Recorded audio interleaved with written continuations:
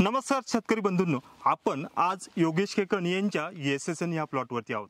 शेतकरी बांधवांनो, या प्लॉट संदर्भामध्ये आता 27-28 दिवसाची याची स्टेज आहेत, पण जी काही फुटीचा जो काही वेग दिसतोय हा सर्वसाधारणपणे 22 ते 23 दिवसाचा आहे। या प्लॉटमध्ये येत्या काळामध्ये आपल्याला डिपिंग करायची आहे, पण ह्या डिपिंग करण्यासंदर्भामध्ये जर आपण येत्या काळात डिपिंग केली तर काय अडचणी येऊ शकतात, त्याचबरोबर ह्या द्राक्ष बागेमध्ये आता जी काही बागेची अवस्था आहे किंवा जी काही बागेमध्ये माल जो आला आहे, ह्या मालाची परिस्थिती काय आहे, एप्रिलला ह्या प्लॉटमध्ये काय काम केलं होतं, या संदर्भामध्ये आपण योगेश भाऊंकडून अगोदर या गोष्टी संदर्भात जाणून घेऊ। त्याचबरोबर ह्या बागेमध्ये येत्या काळामध्ये डिपिंगचा निर्णय घेताना पुढील परिस्थितीमध्ये आपल्याला काय काय उपाययोजना करायच्या आहेत किंवा कोणत्या गोष्टीची काळजी घ्यायची या संदर्भात सुद्धा सविस्तर जाणून घेऊ। नमस्कार योगेश भाऊ। योगेश भाऊ, ह्या प्लॉटची एक खरड छाटणी कधी झालेली आहे? 10 मार्चला ह्या प्लॉटची खरड छाटणी झालेली आहे। आणि ह्या प्लॉटमध्ये सर्वसाधारण किती प्लॉट आहेत? आपलं क्षेत्र किती याचं? 1.5 एकर। हा 1.5 एकरचा आपला प्लॉट आहे। या 1.5 एकरमध्ये योगेश भाऊंनी 2 प्लॉट बनवले आहेत। ह्या एका प्लॉटची फळ छाटणी आहे ही 5 सप्टेंबर रोजी झाली आहे आणि ह्या प्लॉटमध्ये या प्लॉटची किती झाली? 15 सप्टेंबरला प्लॉट झालेले। दोघांमध्ये बऱ्यापैकी जेमतेम माल आहेत, पण 5 सप्टेंबरला ह्या प्लॉटची छाटणी झाली असल्यामुळे योगेश भाऊंनी सुरुवातीच्या टप्प्यामध्ये काडीवरती 2 ते 3 घड 4 घड अशा पद्धतीचा फुटे ठेवलेले आहेत। त्यामुळे ह्या बागेमध्ये 27-28 दिवसाच्या मुळे बागेमध्ये थोडा शेंडावाढही कमी दिसते। योगेश भाऊ, सगळ्यात महत्त्वाचं म्हणजे यंदाच्या वर्षी जो काही माल आर्ली प्लॉटमध्ये माल निघालना जी काही अडचण आली, या प्लॉटसाठी तुम्ही घड निर्मितीला कोणकोणत्या गोष्टी केल्या तर या संदर्भात थोडंसं सविस्तर सांगा। काय काय केलं होतं? तुम्ही बोला, नाही तर काय काय केलं होतं?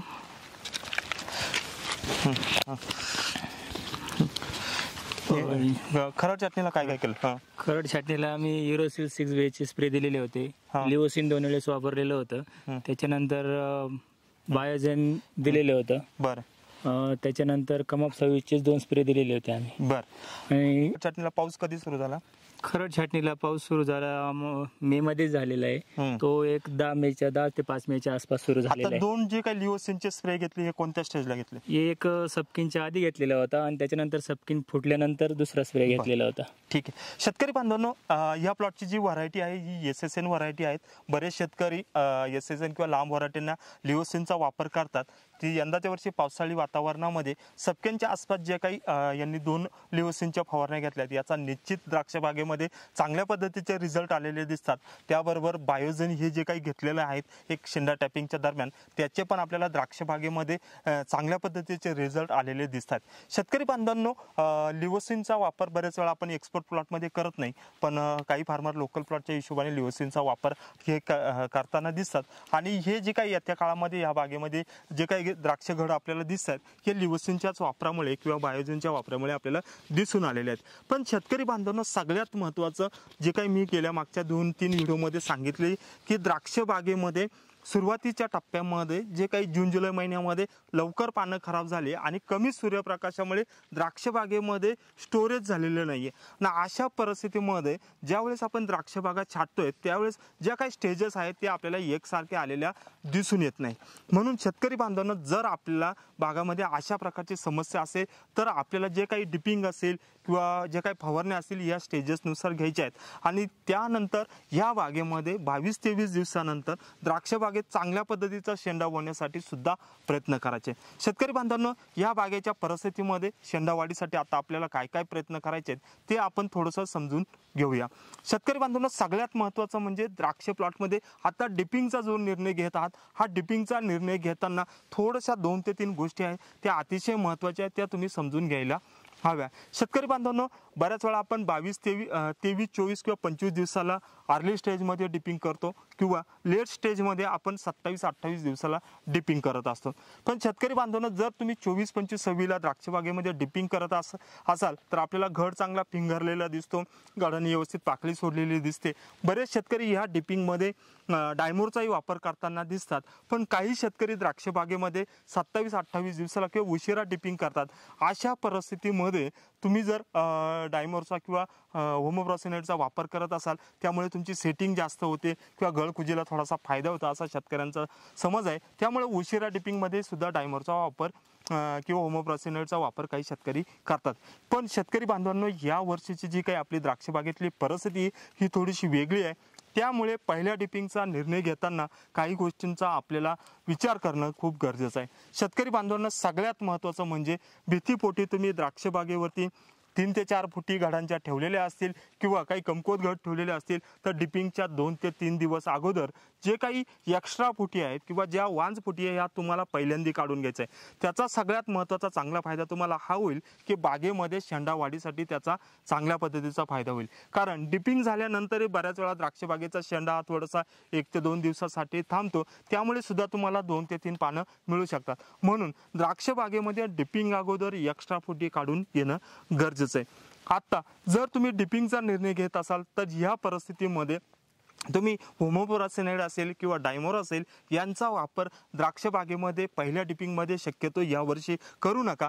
कारण बऱ्याच वेळा आपल्याला जी काही अडचण येणार आहेत ती सगळ्यात महत्त्वाची म्हणजे यंदाच्या वर्षी बागेमध्ये थोडासा अशक्तपणा असल्यामुळे किंवा ताण असल्यामुळे किंवा स्टोरेज कमी असल्यामुळे एक तर आपले घड थोडेसे कमकुवत निघालेले आहेत. त्यानंतर डिपिंगमध्ये घड ताणताना हे कमी ताणणार आहेत आणि या परिस्थितीमध्ये तुम्ही प्रॉसिनोइडचा किंवा डायमोरचा वापर पहिल्या डिपिंगमध्ये करत असाल तर फ्लावरिंगमध्ये जास्त प्रमाणात होणार नाही.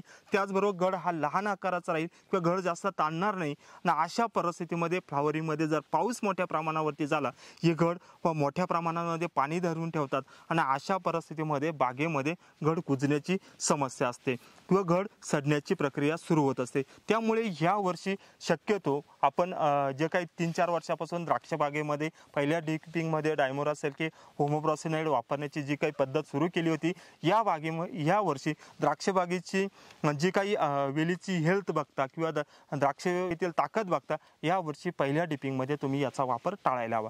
त्याचबरोबर यंदाच्या वर्षी डिपिंग करतात या डिपिंगमध्ये लॅविश असेल किंवा एखाद्या चांगल्या पद्धतीचा अमिनो ॲसिड असेल घडाला चांगली पाकळी मिळण्यासाठी याचा तुम्ही वापर जरूर करायला हवा.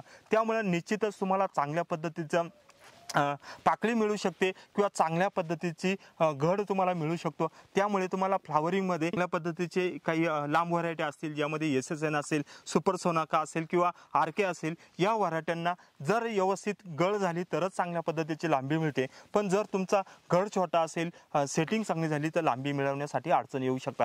म्हणून द्राक्ष बागेमध्ये यंदाच्या वर्षी पहिली ज्या डिपिंगचा निर्णय आहे हा खूप महत्त्वाचा आहे. शेतकरी बांधवांनी याच्यासाठी तुम्ही एक गोष्ट अजून करू शकता. जर तुमची फेल जर उशिरा झाली असेल 17-18व्या दिवशी झाली असेल अशा परिस्थितीमध्ये 2 ते 3 दिवसांनी GA 10 ते 15 ppm त्याबरोबर लिटर पाण्याला 500 आणि त्याबरोबर झिंक 100 ग्रॅम अशा पद्धतीची एक फवारणी तुम्ही फेल झाल्यानंतर एक 4थ्या किंवा 5व्या दिवशी घेऊ शकता. त्यामुळे द्राक्ष बागेमध्ये तुम्हाला घड चांगला मोकळा झालेला दिसेल.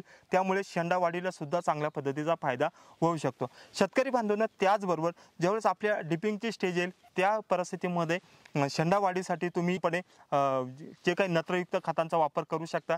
यामध्ये कॅल्शियम नायट्रेट 200 ग्रॅम, बोरान 100 असाही एखादा फवारणी घेऊ शकता किंवा 13-045 200 ग्रॅम त्याबरोबर सीवीड 300 ml आणि त्याबरोबर सिलिकॉन अशी एक फवारणी घेऊ शकता. त्या कंपनीच्या काही शेंडा वाढीसाठी खूप चांगल्या ग्रेड आहेत त्यांचाही तुम्ही वापर करू शकता. त्यासाठी तुम्ही कंपनी प्रतिनिधी असेल किंवा तुमच्या आजूबाजूचा जो काही कृषी तज्ज्ञ असेल त्यांचा सल्ला घेऊन तुम्ही त्या बाबतीत तुम्ही निर्णय घेऊ शकता. शेतकरी बांधवांना त्याचबरोबर द्राक्ष बागेमध्ये शेंडा वाढीसाठी जर बागेमध्ये बाग ओली असेल, भोद ओला असेल, पाणी साचलेलं असेल अशा परिस्थितीमध्ये द्राक्ष बागेत पाण्याचा निचरा करून घ्या. भोद व्यवस्थित कोरडा करा. त्याचवेळी द्राक्ष बागेमध्ये चांगल्या शेंडा वाढ झालेली तुम्हाला दिसून येऊ शकते. त्याचबरोबर शेतकरी बांधवांनो जर बाग थोडीशी तानाखाली असेल, मी मागच्या व्हिडिओमध्ये तुम्हाला ही गोष्ट सांगितली, थोडासा शेंडा कमी वाटत असेल अशा परिस्थितीमध्ये बरोबर त्या 1 लिटर पाण्याला 300 ते 400 ml याची सुद्धा फवारणी घेऊ शकता. आणि त्याचबरोबर द्राक्ष बागेमध्ये 30 ते 32 दिवस म्हणजे दोडा अवस्थेपर्यंत ॲग्रोचा रॅपिड ग्रोथ आपल्याला सिलिकॉनचा वापर करता येईल. त्याचे सुद्धा तुम्हाला द्राक्ष वेलीमध्ये चांगल्या पद्धतीचे फायदे होऊ शकतात. शेतकरी बांधवांनो यंदाच्या वर्षी हा जो काही 27-28 दिवसाचा SSNचा योगेश भाऊंचा जो प्लॉट आहे या प्लॉट संदर्भामध्ये खरं छाटणीतल्या काही गोष्टी आपण जाणून घेतल्या. आत्ता डिपिंगच्या संदर्भामध्ये जे काही नियोजन आहे ते मी देणारच आहे. पण येत्या काळामध्ये ह्या प्लॉटमध्ये ज्या काही समस्या दिसत आहे त्या संदर्भात मी तुमच्याशी ह्या व्हिडिओमध्ये सविस्तर चर्चा केली. या व्हिडिओमध्ये येथे सांगतो आणि योगेश भाऊ असेल किंवा केकन असेल यांना येत्या छाटणीच्या शुभेच्छा देतो. नमस्कार.